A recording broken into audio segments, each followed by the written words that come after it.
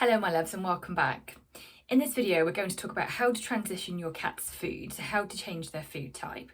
Now if you haven't already subscribed to the Naturally Cats YouTube channel, be sure to hit the subscribe button along with the bell to get notifications of my new releases so you can help your cat with every video. So let's dive in. First thing I want to say is when it comes to changing your cat's food, it's not about you. And I say that with complete love and respect. It's not about how quick you want it to happen. It's not about the time frame that you have in mind, the plan that you have in mind, the routine that you have in mind, the deadline that you have in mind. It's not about you.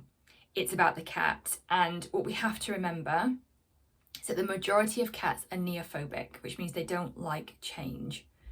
So when it comes to changing your cat and its food, hang on a second. Okay, sorry about that. I thought baby Max had brought in a little something from outside, but all is good. So we need to remember that cats are neophobic. They don't generally like change. And when it comes to changing their food, it's a big shift for them. So it needs to be at their pace, at their speed. Now, there are two main ways that you can change your cat's diet. One is called the 2-plate method, and the other basically is when you slowly poison them. Now, of course, you don't do that, but basically you add food onto their existing plate. So let's talk about the 2-plate method first. Now, the 2-plate method is my preference actually, because it gives you the capacity to gauge how quickly the cat is adapting to the change. So essentially you have their normal food on their normal plate, platter, whatever it is that you use, and you feed them as normal. And what you do with the second plate is you put, I don't know, a tablespoon maybe of the food onto that plate, the second plate, and you put it somewhere near your cat, okay? So if we think about Leo, my ex-feral anxious cat, I would put it like his feeding station's like here. I would probably put it off to the side.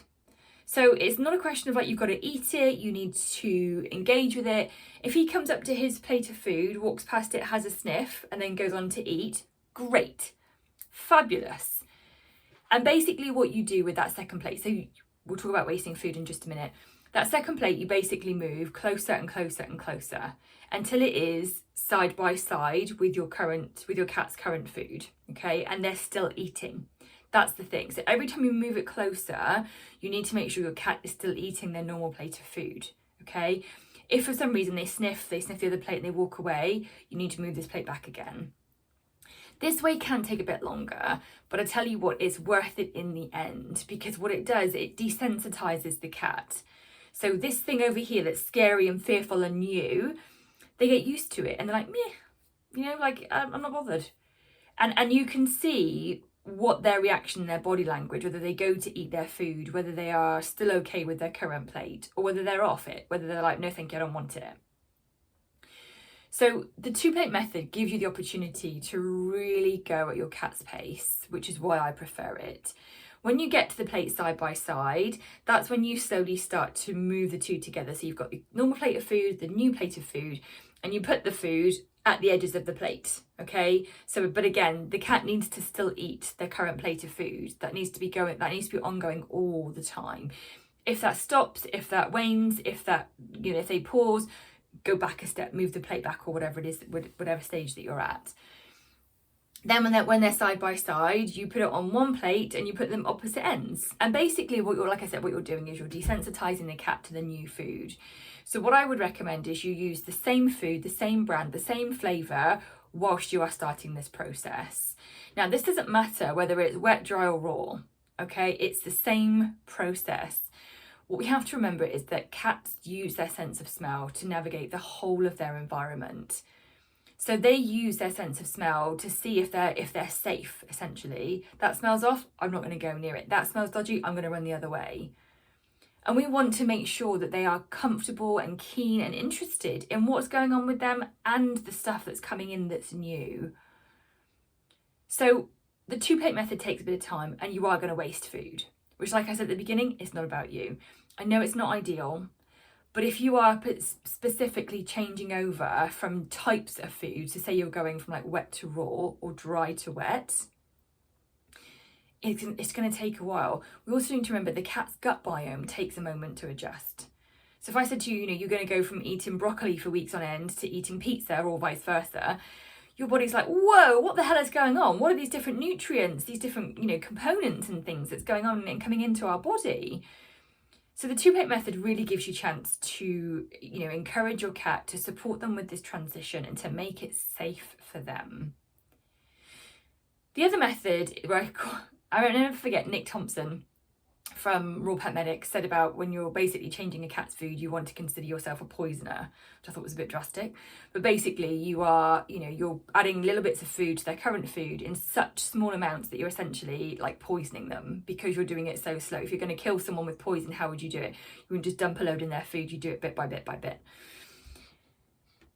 My concern with this, with my ethos of giving cats a choice and giving them a voice, with this method, you can create a food aversion, and therefore you've got a cat that not only do they not like the new food, they're also off their current food.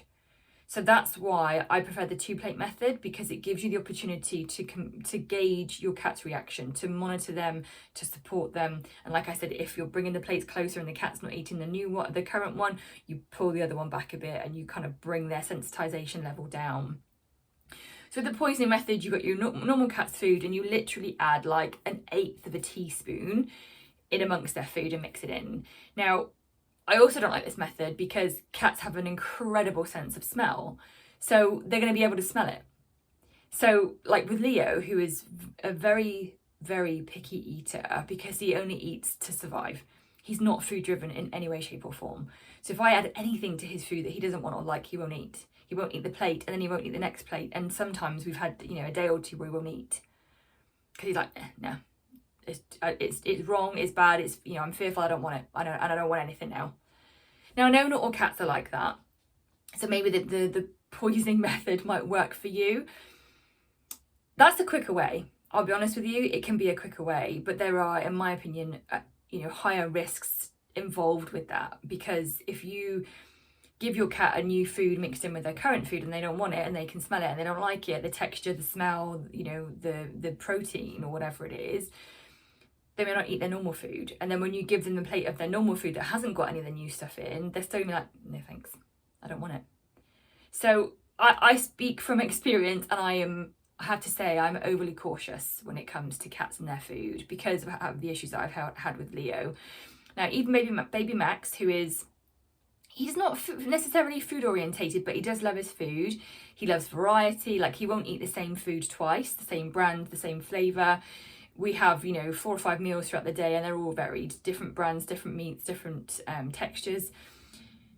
If I introduce a new food for him, I do it slightly differently. I will give him the option to sniff the new plate. And it's not a 2-plate method side by side. I will just give him the opportunity and see what he does, because that gives me an idea as to how open he is to it. Does he like the smell? Does he like the protein? He might dive straight in. Great. If he's a bit cautious and not too keen, then I will go to the 2-plate method. But I know with baby Max that he doesn't really suffer from food aversion. He's not really fearful around his food. So I know that I can introduce that plate of food, not as his meal, not putting down in his feeding space, but just as like in the kitchen or on the floor, in the hallway, something a bit random, just something like new for him to investigate. And it gives me an idea as to almost like where his baseline is. Is he open to it? Does he sniff at it? Does he lick near it? Does he kind of just ignore it and walk by? That gives me an idea of where I can start with the 2 plates. Can I start this close? Do I need to start this far away? What am I looking at doing? So don't forget, peeps, like, you know your cat better than anyone, okay? The ideas, the information that I share in my videos, and other people like Jackson Galaxy and stuff, we talk from experience and our understanding of cats in general, but no one knows your cat better than you do. No one. So I'd love to know, come into the comments and let me know, have you tried either of these methods? Which one works for you? And also to say that I've got a slightly longer video called, hang on a second, let me get the title, How to Transition Your Cat to a Fresh Food Diet, which I will link below. And it was a session that I did with, I think it was with the Round Table ladies. Hang on a second. Yes, so it was me, the 2 crazy cat ladies, Jane Adrian, Dr. Katie Woodley, the natural pet doctor, and Pam from Perfectly Holistic. We did a session where we all talked about how to transition your cat, so I will drop a link below for that as well, so you can watch that. It's just about an hour, so it is a bit of a longer video. but you might find some more useful tips and tools in there. So I hope that you've enjoyed this video, and I look forward to seeing you next time. Take care, everyone. Bye for now.